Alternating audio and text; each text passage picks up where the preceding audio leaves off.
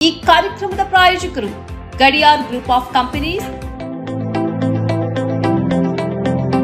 Gadiar Group of Companies, synonymous with excellence and innovation, stands as your dynamic partner for progress.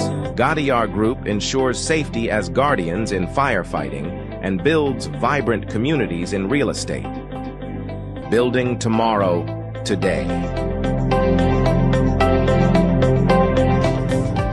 ವೀಕ್ಷಕರೇ, ಸನ್ಮಾರ್ಗ ಸುದ್ದಿ ಸಂಚಯಕ್ಕೆ ಸ್ವಾಗತ. ನಾನು Samina Fahad. ಪರಿಸರವಾದಿ Sonam Wangchuk Jantar ಮಂತರ್ನಲ್ಲಿ ಉಪವಾಸ ಸತ್ಯಾಗ್ರಹ ಮುಂದುವರಿಸಿದ್ದು, ಅವರ ಸತ್ಯಾಗ್ರಹ 7ನೇ ದಿನಕ್ಕೆ ಕಾಲಿಟ್ಟಿದೆ. ಸೋನಂ ಅವರ ಆರೋಗ್ಯ ವೇಗವಾಗಿ ಹದಗೆಡುತ್ತಿದೆ. ಅವರು ಉಪವಾಸ ಆರಂಭಿಸಿದಾಗನಿಂದ ಈವರೆಗೆ 5 ಕೆಜಿ ತೂಕ ಕಳೆದುಕೊಂಡಿದ್ದಾರೆ ಎಂದು ಕಾಂಗ್ರೆಸ್ ಜನತಾ ಪಾರ್ಟಿ ಹೇಳಿಕೊಂಡಿದೆ. ನೀಟ್ ಪ್ರಶ್ನೆ ಪತ್ರಿಕೆ ಸೋರಿಕೆ ಸೇರಿದಂತೆ ಹಲವು ಶೈಕ್ಷಣಿಕ ಅವಾಂತರದ ಹೊಣೆ ಹೊತ್ತು ಕೇಂದ್ರ ಶಿಕ್ಷಣ ಸಚಿವ ಧರ್ಮೇಂದ್ರ ಪ್ರಧಾನ್ ರಾಜೀನಾಮೆ ನೀಡಬೇಕು ಎಂದು ಆಗ್ರಹಿಸಿ ಕಳೆದ 15 ದಿನಗಳಿಂದ ಅಹೋರಾತ್ರಿ ಧರಣಿ ನಡೆಸುತ್ತಿದೆ. ಕಳೆದ 7 ದಿನಗಳಿಂದ ಸಿಜೆಪಿ ಬೇಡಿಕೆಗೆ ಬೆಂಬಲ ಸೂಚಿಸಿ ಲಡಾಖ್ ಹೋರಾಟಗಾರ ಸೋನಂ ವಾಂಗ್ಚುಕ್ ಉಪವಾಸ ಸತ್ಯಾಗ್ರಹ ನಡೆಸುತ್ತಿದ್ದಾರೆ. ಈ ಬಗ್ಗೆ ಸಿಜೆಪಿ ಸಂಸ್ಥಾಪಕ ಅಭಿಜಿತ್ ದೀಪ್ಗೆ ಎಕ್ಸ್ನಲ್ಲಿ ಪೋಸ್ಟ್ ಮಾಡಿದ್ದಾರೆ. ಸೋನಂ ಸರ್ 5 ಕೆಜಿ ತೂಕ ಕಳೆದುಕೊಂಡಿದ್ದಾರೆ. ದಿನ ಕಳೆದಂತೆ ಅವರ ಆರೋಗ್ಯ ಹದಗೆಡುತ್ತಿದೆ. ಧರ್ಮೇಂದ್ರ ಪ್ರಧಾನ್ ಅವರನ್ನು ವಜಾಗೊಳಿಸಲು ಪ್ರಧಾನಿ ಇನ್ನೂ ಎಷ್ಟು ದಿನ ತೆಗೆದುಕೊಳ್ತಾರೆ?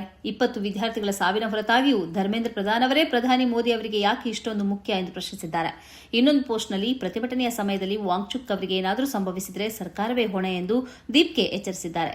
ಶುಕ್ರವಾರ ತಡರಾತ್ರಿ ಪ್ರತ್ಯೇಕ ಪೋಸ್ಟ್ ಒಂದರಲ್ಲಿ ವಾಂಗ್ಚುಕ್ ಲಡಾಖ್ ಹೋರಾಟದ ಬಗ್ಗೆ ತಿಳಿಸಿದ್ದಾರೆ. ಕೇಂದ್ರ ಮತ್ತು ಲಡಾಖ್ ಪ್ರತಿನಿಧಿಗಳ ನಡುವೆ ಮಾತುಕತೆಯಲ್ಲಿ ಪ್ರಗತಿ ಕಾಣುತ್ತಿದೆ ಎಂದು ಹೇಳಿದ್ದಾರೆ. ಹಾಗೆಯೇ ಕೇಂದ್ರ ಸರ್ಕಾರವು ಶೈಕ್ಷಣಿಕ ವಿಚಾರದಲ್ಲಿ ಹೊಣೆಗಾರಿಕೆ ಹೊರಬೇಕು ಎಂದು ಒತ್ತಾಯಿಸಿದರು. ನರ್ಮದಾಪುರಂ ಜಿಲ್ಲಾ ನ್ಯಾಯಾಧೀಶೆ ತಬಸ್ಸುಮ್ ಖಾನ್ ಬೆದರಿಕೆ ಮತ್ತು ನಿಂದನೆಗೆ ಒಳಗಾಗಿರುವುದನ್ನು ಗಂಭೀರವಾಗಿ ಪರಿಗಣಿಸಿರುವ ಮಧ್ಯಪ್ರದೇಶ ಹೈಕೋರ್ಟ್ ಅವರಿಗೆ ಸೂಕ್ತ ರಕ್ಷಣೆ ನೀಡುವಂತೆ ಮತ್ತು ಅಪರಾಧಿಗಳನ್ನು ಪತ್ತೆ ಹಚ್ಚಲು ಕೈಗೊಂಡಿರುವ ಕ್ರಮಗಳ ಕುರಿತು ವಿವರಣೆ ನೀಡುವಂತೆ ರಾಜ್ಯ ಸರ್ಕಾರಕ್ಕೆ ನಿರ್ದೇಶನ ನೀಡಿದೆ. 2022ರಲ್ಲಿ ನರ್ಮದಾಪುರಂ ನಡೆದ ಜಾನುವಾರು ಸಾಗಾಣೆದಾರರೊಬ್ಬರ ಗುಂಪು ಹತ್ಯೆ ಪ್ರಕರಣಕ್ಕೆ ಸಂಬಂಧಿಸಿದಂತೆ ಜೂನ್ 12ರಂದು 7 ಮಂದಿಗೆ ನ್ಯಾಯಾಧೀಶೆ ಖಾನ್ ಜೀವಾವಧಿ ಶಿಕ್ಷೆ ವಿಧಿಸಿದ್ದರು.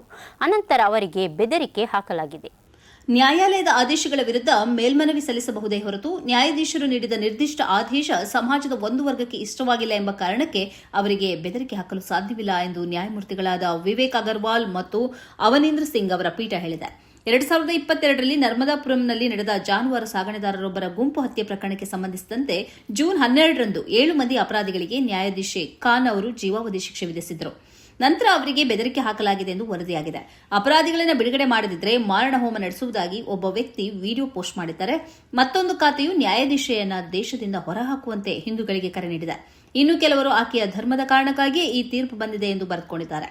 ಕಾನೂನಿನ ಚೌಕಟ್ಟಿನಲ್ಲಿ ನೀಡಲಾದ ತೀರ್ಪಿಗೆ ನ್ಯಾಯಾಧೀಶರು ವೈಯಕ್ತಿಕ ಪರಿಣಾಮಗಳನ್ನು ಎದುರಿಸುವುದಾದರೆ ಅದು ಭಾರತೀಯ ನ್ಯಾಯಾಂಗ ವ್ಯವಸ್ಥೆಯ ಬೆನ್ನೆಲುಬು ಆಗಿರುವ ಜಿಲ್ಲಾ ನ್ಯಾಯಾಲಯಗಳ ಸ್ವಾತಂತ್ರ್ಯ ಮತ್ತು ಕಾರ್ಯವೈಖರಿಯ ಮೇಲೆ ತೀವ್ರ ನಕಾರಾತ್ಮಕ ಪರಿಣಾಮ ಬೀರಬಹುದು ಎಂದು supreme court advocates on record association ಬುಧವಾರ ಹೇಳಿದೆ. ಶುಕ್ರವಾರ ಬಿಡುಗಡೆ ಮಾಡಿದ ಹೇಳಿಕೆಯಲ್ಲಿ ಯುನೈಟೆಡ್ ಕ್ರಿಶ್ಚಿಯನ್ ಫೋರಂ ಯುಸಿಎಫ್ ಕೂಡ ನ್ಯಾಯಾಧೀಶರಾದ ಖಾನ್ ಅವರೊಂದಿಗೆ ತನ್ನ ಒಗ್ಗಟ್ಟನ್ನು ವ್ಯಕ್ತಪಡಿಸಿದೆ ಮತ್ತು ಅವರನ್ನು ಗುರಿಯಾಗಿಸಿಕೊಂಡು ನಡೆಸಲಾಗುತ್ತಿರುವ ಅಭಿಯಾನವನ್ನು ಬಲವಾಗಿ ಖಂಡಿಸಿದೆ. ಇಸ್ರೇಲ್ ಮತ್ತು ಅಮೆರಿಕದ ಜಂಟಿ ದಾಳಿಯಲ್ಲಿ ಮೃತಪಟ್ಟ ಇರಾನ್ ಸರ್ವೋಚ್ಚ ನಾಯಕ ಖಾಮ್ನೆಯ ಅವರಿಗೆ ಅಂತಿಮ ಶ್ರದ್ಧಾಂಜಲಿ ಸಲ್ಲಿಸಲು ತೆಹರಾನಿನ ಗ್ರ್ಯಾಂಡ್ ಮಸೀದಿಗೆ ಸಾವಿರಾರು ಜನರು ಆಗಮಿಸುತ್ತಿದ್ದಾರೆ. ಗ್ರ್ಯಾಂಡ್ ಮಸೀದಿಯಲ್ಲಿ ಪ್ರಾರಂಭವಾದ ಅಂತ್ಯಕ್ರಿಯೆ ಮೆರವಣಿಗೆಯಲ್ಲಿ ಪ್ರತೀಕಾರದ ಸಂಕೇತಗಳಾದ ಕೆಂಪು ಧ್ವಜವನ್ನು ಹಿಡಿದು ಜನರು ಆಗಮಿಸಿದರು. 6 ದಿನಗಳ ಅಂತ್ಯಕ್ರಿಯೆ ಸಮಾರಂಭದಲ್ಲಿ 100 ದೇಶಗಳಿಂದ ಲಕ್ಷಾಂತರ ಜನರು ಭಾಗವಹಿಸುವ ನಿರೀಕ್ಷೆ ಇದೆ. ಖಾಮ್ನೆ ಹತ್ಯೆಗೆ ಅಮೆರಿಕ ಮತ್ತು ಇಸ್ರೇಲ್ ವಿರುದ್ಧ ಸೇಡು ತೀರಿಸಿಕೊಳ್ಳಬೇಕೆಂದು ಒತ್ತಾಯಿಸುವ ಬ್ಯಾನರ್ಗಳೊಂದಿಗೆ ಜನರು ಆಗಮಿಸುತ್ತಿದ್ದಾರೆ. ಖಾಮ್ನೆಯವರ ಭೌತಿಕ ದೇಹವನ್ನು ಹೊಂದಿರುವ ಶವಪೆಟ್ಟಿಗೆಯ ಕೆಳಗೆ ಇರಿಸಲಾಗಿರುವ ಶಿಶು ಶವಪೆಟ್ಟಿಗೆಯನ್ನು ನೋಡಿದಾಗ ಗ್ರ್ಯಾಂಡ್ ಮಸೀದಿಗೆ ಬರುವ ಯಾರಾದರೂ ಆಘಾತಕ್ಕೊಳಗಾಗಬಹುದು ಎಂದು ಅಂತಾರಾಷ್ಟ್ರೀಯ ಮಾಧ್ಯಮ ವರದಿ ಮಾಡಿದೆ. ಜೀವನ ಅಂದ್ರೇನು ಎಂದು ತಿಳಿದಿಲ್ಲದ 14 ತಿಂಗಳ ಮಗುವಿನ ಶವಪೆಟ್ಟಿಗೆಯನ್ನು ಇರಾನಿನ ರಾಷ್ಟ್ರೀಯ ಧ್ವಜದಲ್ಲಿ ಸುತ್ತಿ ಇಡಲಾಗಿದೆ. ಶಿಶುವಿನ ಶವದ ಬಳಿ ಬರುವ ಪ್ರತಿಯೊಬ್ಬರೂ ಅಳ್ತಾರೆ. ಫೆಬ್ರವರಿ 28ರಂದು ನಡೆದ ದಾಳಿಯಲ್ಲಿ ಖಾಮ್ನೆಯವರ 14 ತಿಂಗಳ ಮೊಮ್ಮಗಳು ಜಹರಾ ಮೊಹಮ್ಮದಿ ಕೂಡ ಹತ್ಯೆಗೀಡಾಗಿದ್ಲು. ಈ ದಾಳಿಯಲ್ಲಿ ಕೊಲ್ಲಲ್ಪಟ್ಟ ಇತರರ ಶವಗಳನ್ನು ಕೂಡ ಗ್ರ್ಯಾಂಡ್ ಮಸೀದಿಯಲ್ಲಿ ಇರಿಸಲಾಗಿದೆ. ಶೋಕಾಚರಣೆಯಲ್ಲಿ ಭಾಗವಹಿಸಲು ದೇಶಾದ್ಯಂತ ಬರುವವರಿಗೆ ಸ್ಥಳಾವಕಾಶ ಕಲ್ಪಿಸುವುದಕ್ಕಾಗಿ ಟೆಹರಾನ್ನ 5,000ಕ್ಕೂ ಹೆಚ್ಚು ಶಾಲೆಗಳು ಮತ್ತು 40,000ದಿಂದ 50,000 ತರಗತಿಯ ಕೊಠಡಿಗಳನ್ನು ತೆರೆಯಲಾಗಿದೆ ಎಂದು ಇರಾನ್ ಶಿಕ್ಷಣ ಸಚಿವರು ಹೇಳಿದ್ದಾರೆ. ಸ್ವಾತಂತ್ರ್ಯ ಹೋರಾಟಗಾರ ಸಾವರ್ಕರ್ ಬ್ರಿಟಿಷರ ಕ್ಷಮಾಪಣೆ ಕೇಳಿ ಅಂಡಮಾನ್ ಜೈಲಿನಿಂದ ಬಿಡುಗಡೆ ಹೊಂದಿಲ್ಲ. ಬದಲಾಗಿ ಸಾರ್ವಜನಿಕರು ಮತ್ತು ಸ್ವಾತಂತ್ರ್ಯ ಹೋರಾಟಗಾರರು ಹಾಕಿದ್ದ ಒತ್ತಡಕ್ಕೆ ಮಣಿದು ಬ್ರಿಟಿಷ್ ಸರ್ಕಾರ ಅವರನ್ನು ಜೈಲಿನಿಂದ ಬಿಡುಗಡೆ ಮಾಡಿತ್ತು ಎಂದು ವಿನಾಯಕ ದಾಮೋದರ್ ಸಾವರ್ಕರ್ ಅವರ ಮೊಮ್ಮಗ ಸತ್ಯಕಿ ಸಾವರ್ಕರ್ ಹೇಳಿದ್ದಾರೆ. ವಿಡಿ ಸಾವರ್ಕರ್ ಕುರಿತ ಲೋಕಸಭೆಯ ವಿರೋಧ ಪಕ್ಷದ ನಾಯಕ ರಾಹುಲ್ ಗಾಂಧಿಯ ಹೇಳಿಕೆ ಬಗ್ಗೆ ಪುಣೆ ನ್ಯಾಯಾಲಯದಲ್ಲಿ ಶುಕ್ರವಾರ ವಿಚಾರಣೆ ನಡೆಯಿತು.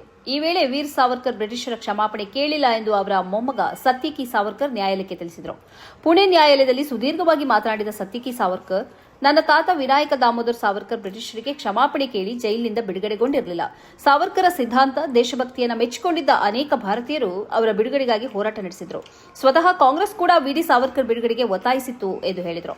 ಇತ್ತೀಚೆಗೆ ಬ್ರಿಟಿಷರಿಗೆ ಸಾವರ್ಕರ್ 10 ಬಾರಿ ಕ್ಷಮಾದಾನ ಅರ್ಜಿ ಸಲ್ಲಿಸಿದ್ದು ನಿಜ ಎಂದು ಸತ್ಯಕಿ ಹೇಳಿಕೆ ನೀಡಿದ್ದನ್ನು ಇಲ್ಲಿ ಸ್ಮರಿಸಬಹುದು. ರಾಷ್ಟ್ರೀಯ ಕಾಂಗ್ರೆಸ್ ತನ್ನ 1923ರ ಕಾಕಿನಾಡ ಅಧಿವೇಶನದಲ್ಲಿ ವಿಡಿ ಸಾವರ್ಕರ್ ಅನ್ನ ಬಿಡುಗಡೆ ಮಾಡಬೇಕೆಂದು ಬ್ರಿಟಿಷ್ ಸರ್ಕಾರದ ಮೇಲೆ ಒತ್ತಡ ಹಾಕಿತ್ತು. ಇದರ ಪರಿಣಾಮವಾಗಿ ಅವರು ಜೈಲಿನಿಂದ ಹೊರಬಂದರು ಎಂದು ಸತ್ಯಕಿ ಸಾವರ್ಕರ್ ಪುಣೆ ನ್ಯಾಯಾಲಯದಲ್ಲಿ ವಾದ ಮಂಡಿಸಿದ್ದಾರೆ. ಇಷ್ಟೇ ಅಲ್ಲದೆ ಕಾಂಗ್ರೆಸ್ ಮನಸ್ಸು ಮಾಡಿದರೆ ಭಗತ್ ಸಿಂಗ್, ಸುಖದೇವ್ ಮತ್ತು ರಾಜಗುರುರನ್ನ ಬ್ರಿಟಿಷ್ ಸರ್ಕಾರ ಗಲ್ಲಿಗೇರಿಸುವುದನ್ನು ತಡೆಯಬಹುದಿತ್ತು ಎಂದು ಸತ್ಯಕಿ ಸಾವರ್ಕರ್ ಇತಿಹಾಸದ ಪುಟಗಳನ್ನು ತೆರೆದಿದ್ದಾರೆ. ಎಸ್ಐಆರ್ನಲ್ಲಿ ಲೋಪವಾಗುತ್ತಿದೆ ಎಂಬ ವಿಪಕ್ಷಗಳ ಆರೋಪ ಕುರಿತು ಗೃಹ ಸಚಿವ ಪ್ರಿಯಾಂಕ್ ಖರ್ಗೆ ಪ್ರತಿಕ್ರಿಯೆ ನೀಡಿದ್ದಾರೆ. ಕಾನೂನು ಮೀರಿ ಯಾರು ಏನು ಮಾಡುವುದಕ್ಕೂ ಆಗುವುದಿಲ್ಲ. ಚುನಾವಣಾ ಆಯೋಗದ ವೀಕ್ಷಕರು ಇರುತ್ತಾರೆ. ಲೋಪ ಆಗಿದ್ದರೆ ಆಯೋಗ ಕ್ರಮ ತೆಗೆದುಕೊಳ್ಳಬಹುದು.